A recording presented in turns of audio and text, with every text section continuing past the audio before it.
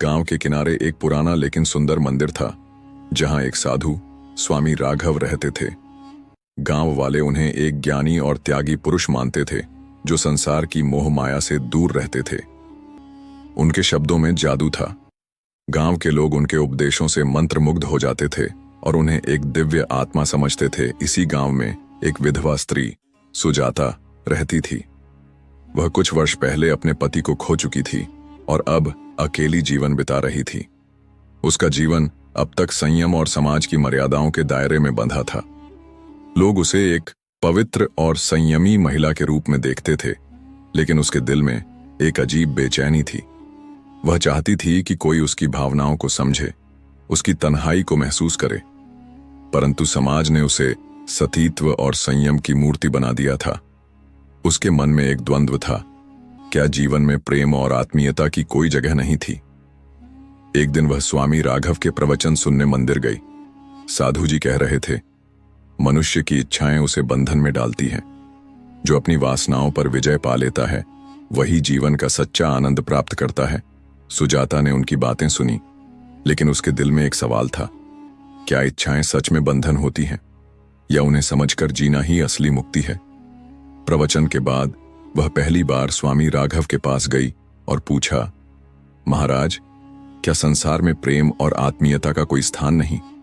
क्या हर इच्छा को त्याग देना ही मोक्ष का मार्ग है?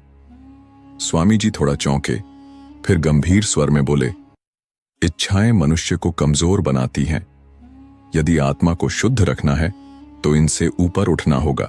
सुजाता ने उत्तर दिया, बिना इच्छाओं के जीवन क्या केवल अस्तित्व बनकर नहीं रह जाएगा? स्वामी राघव उसकी बातों से प्रभावित हुए।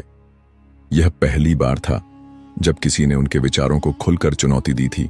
समय बीतता गया और सुजाता मंदिर में अधिक समय बिताने लगी। वह साधु से अपने मन की बातें कहती, अपनी उलझनों पर चर्चा करती। स्वामी राघव को भी उसमें एक अनोखी ऊर्जा महसूस होने लगी। शुरुआत में वह इसे आध्यात्मिक लगाव समझते रहे, लेकिन धीरे धीरे उनके भीतर भी कुछ बदलाव आने लगे। एक रात जब तेज बारिश हो रही थी, सुजाता मंदिर में ठहर गई। उस रात पहली बार दोनों के बीच एक अलग तरह की निकटता महसूस हुई।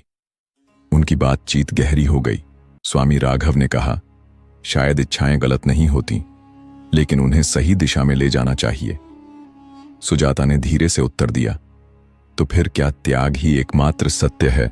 उस रात एक ऐसा रिश्ता बना जो समाज की दृष्टि में अवैध था, लेकिन मानवता की दृष्टि में प्राकृतिक। कुछ महीनों बाद सुजाता ने महसूस किया कि वह गर्भवती थी। यह खबर उसके लिए जितनी सुखद थी, उतनी ही भयावह भी। वह स्वामी राघव के पास गई और उन्हें यह बताया। स्वामी जी के चेहरे पर भय और असमंजस उभर आया। यह असंभव है, मैं एक साधु हूं। अगर यह सच सामने आया तो मेरा समर्पित जीवन नष्ट हो जाएगा। सुजाता ने आंसू भरी आंखों से कहा, तो क्या आप अपने ही उपदेशों के विपरीत चलेंगे? क्या सच को छिपाना सही होगा? स्वामी जी चुप रहे। उन्होंने एक निर्णय लिया, यह सत्य कभी सामने नहीं आना चाहिए। गांव में सुजाता की स्थिति बदलने लगी। लोगों को उसकी बढ़ती हुई कोख दिखने लगी और सवाल उठने लगे, यह विधवा गर्भवती कैसे हुई? गांव वालों ने उस पर संदेह जताना शुरू कर दिया।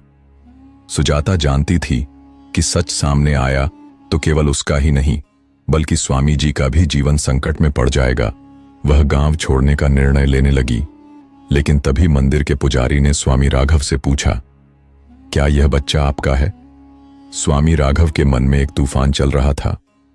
अगर वह सच स्वीकारते तो उनका आदर्श और प्रतिष्ठा ध्वस्त हो जाती।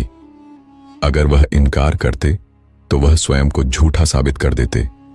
उन्होंने उत्तर दिया, सन्यासी का कोई परिवार नहीं होता। यह बच्चा किसका है, इसका उत्तर देना मेरे लिए आवश्यक नहीं। गांव में हंगामा मच गया। कुछ लोग सुजाता को पतिता कहने लगे, तो कुछ ने स्वामी राघव पर संदेह जताया। सुजाता को अब यह समझ में आ गया था कि समाज केवल आदर्श देखना चाहता है, सत्य नहीं। उसने गांव छोड़ने का निर्णय लिया और एक नए स्थान पर जाकर अपने बच्चे को जन्म दिया।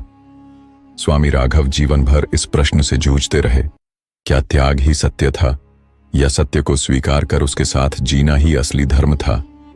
सुजाता ने अपने बच्चे को जन्म देकर यह साबित कर दिया कि एक स्त्री की इच्छा ही उतनी ही महत्वपूर्ण है जितना किसी पुरुष का धर्म